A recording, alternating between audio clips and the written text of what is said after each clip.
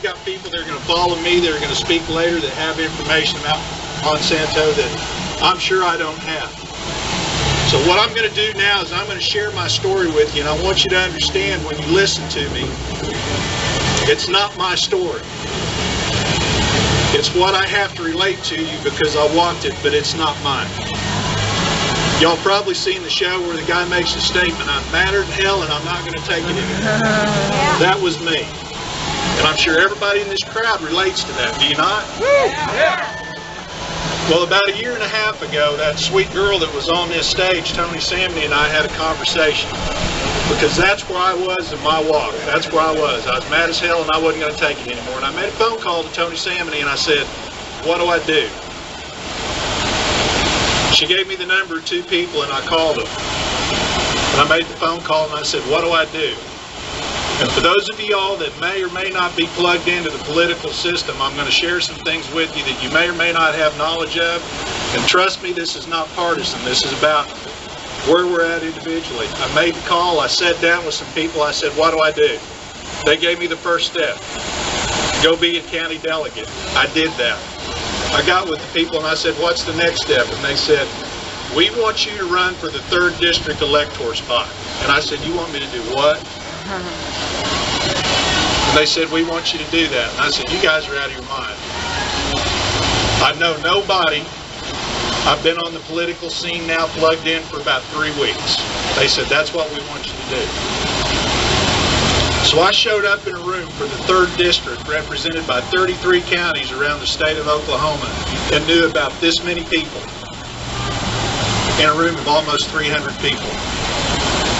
And I said, what am I going to say to these people? I'm going to stand in front of them and tell them they need to elect me as their presidential elector to represent them out of this district.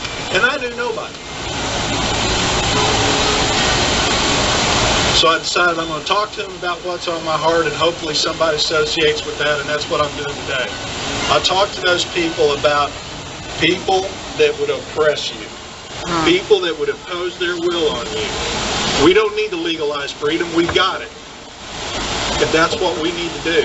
I told them that people within our party, which I'm a registered Republican, I said people within our party will do that. They will impose their will on you. They will oppress you to get their agenda through. And if you elect me as your elector, I will put myself between me and them. Or I'll put myself between you and them. I will draw that line in the sand and I will do that. The outcome blew me away.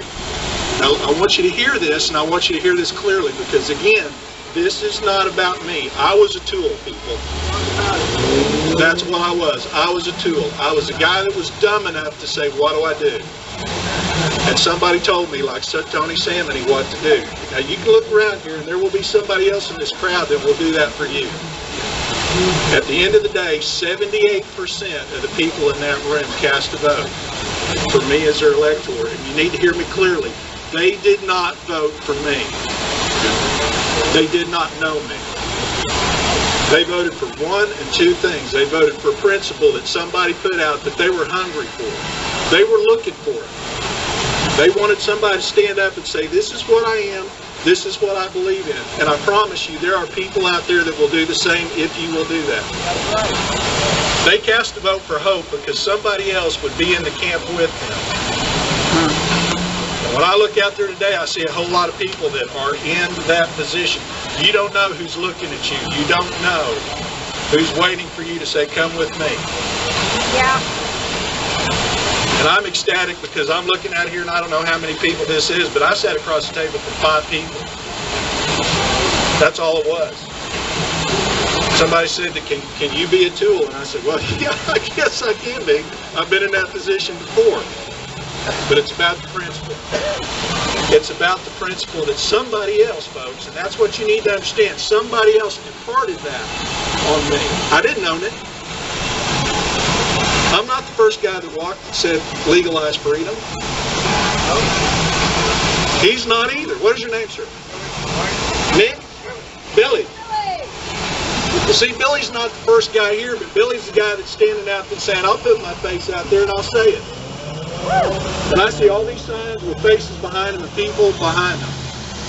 And that's what you're here to do today. I don't want to talk about Monsanto. Monsanto's going to be here, and you're going to have Porter talking to you and other people that are qualified to talk to you about Monsanto.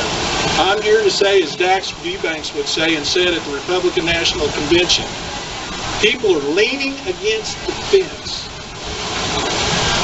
waiting to see what you will do.